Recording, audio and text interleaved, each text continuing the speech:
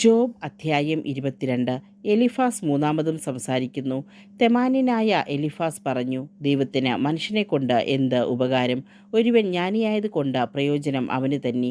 നീ നീതിമാനായിരിക്കുന്നത് കൊണ്ട് സർവശക്തന് നേട്ടമുണ്ടോ? നിന്റെ മാർഗം കുറ്റമറ്റതെങ്കിൽ അവിടുത്തേക്ക് എന്തെങ്കിലും ലാഭമുണ്ടോ? നിന്റെ ഭക്തി നിമിത്തമാണോ അവിടുന്ന് നിന്നെ ശാസിക്കുകയും നിന്റെ മേൽ ന്യായവിധി നടത്തുകയും ചെയ്യുന്നത്? നിന്റെ ദുഷ്ടത വലുതല്ലേ? നിന്റെ അകൃത്യങ്ങൾക്കതിരില്ല. നീ സഹോദരരിൽ നിന്ന് അകാരണമായി പണം ഈടാക്കി, വസ്ത്രം ഊരിയെടുത്ത് നീ അവരെ നഗ്നരാക്കി. ക്ഷീണിച്ചവന് നീ ദാഹജലം നൽകിയില്ല, വിശക്കുന്നവൻ്റെ അപ്പം പിടിച്ചുവെക്കുകയും ചെയ്തു. ബലവാൻ ഭൂമി കൈവശപ്പെടുത്തുകയും സമ്പന്നൻ അവിടെ പാർക്കുകയും ചെയ്തു. വിധവകളെ നീ വെറും കൈയോടെ പറഞ്ഞയച്ചു, അനാഥരുടെ ഭുജങ്ങൾ തകർക്കുകയും ചെയ്തു. അതുകൊണ്ട് നിന്നെ കെണികൾ വലയം ചെയ്തിരിക്കുന്നു, ക്ഷിപ്രഭീതി നിന്നെ കീഴ്പ്പെടുത്തിയിരിക്കുന്നു. നിനക്ക് കാണാൻ കഴിയാത്ത വിധം നിന്റെ പ്രകാശം അന്ധകാരമായിരിക്കുന്നു, പെരുവെള്ളം നിന്നെ മൂടിയിരിക്കുന്നു. ദൈവം ആകാശങ്ങളിൽ ഉന്നതനല്ലേ? ഏറ്റവും ഉയരത്തിലെ നക്ഷത്രങ്ങളെ നോക്കുക, അവ എത്ര ഉയരത്തിലാണ്! അതിനാൽ നീ പറയുന്നു, ദൈവം എന്തറിയുന്നു? കൂരിരുട്ടിൽ അവിടുത്തേക്ക് വിധിക്കാൻ കഴിയുമോ? കാണാൻ സാധിക്കാത്ത വിധം കനത്ത മേഘങ്ങൾ അവിടുത്തെ വലയം ചെയ്തിരിക്കുന്നു.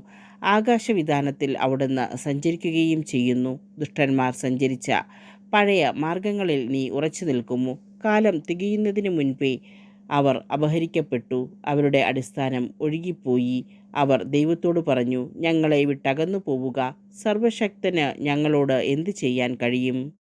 എന്നിട്ടും അവിടുന്ന് അവരുടെ ഭവനങ്ങളെ നന്മകൾ കൊണ്ട് നിറച്ചു. എന്നാൽ ദുഷ്ടൻ്റെ ആലോചന എന്നിൽ നിന്ന് അകലെയാണ്. നീതിമാന്മാർ അവരുടെ അവസാനം കണ്ട് സന്തോഷിക്കുന്നു. നിഷ്കളങ്കർ അവരെ നോക്കി പരിഹസിച്ചു പറയുന്നു, തീർച്ചയായും ഞങ്ങളുടെ ശത്രുക്കൾ പിഴുതെറിയപ്പെട്ടിരിക്കുന്നു. അവർ അവശേഷിപ്പിച്ചത് അഗ്നിക്കിരയാവുകയും ചെയ്തു. ദൈവവുമായി രമ്യതയിലായി സമാധാനത്തിൽ കഴിയുക, അപ്പോൾ നിനക്ക് നന്മ വരും. അവിടുത്തെ അധരങ്ങളിൽ നിന്ന് ഉപദേശം സ്വീകരിക്കുക, അവിടുത്തെ വാക്കുകൾ നിന്റെ ഹൃദയത്തിൽ സൂക്ഷിക്കുക.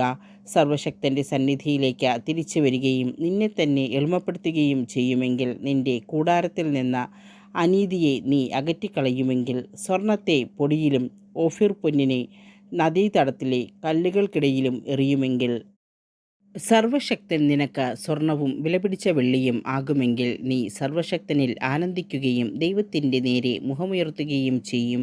നീ അവിടുത്തോട് പ്രാർത്ഥിക്കുകയും അവിടുന്ന് ശ്രവിക്കുകയും ചെയ്യും. നിന്റെ നേർച്ചകൾ നീ നിറവേറ്റും.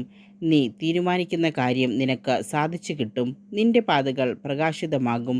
എന്തെന്നാൽ ദൈവം അഹങ്കാരിയെ താഴ്ത്തുകയും എളിയവനെ രക്ഷിക്കുകയും ചെയ്യും. നിരപരാധനെ അവിടുന്ന് രക്ഷിക്കുന്നു. നിന്റെ കരങ്ങളുടെ നൈർമല്യം മൂലം നീ രക്ഷിക്കപ്പെടും.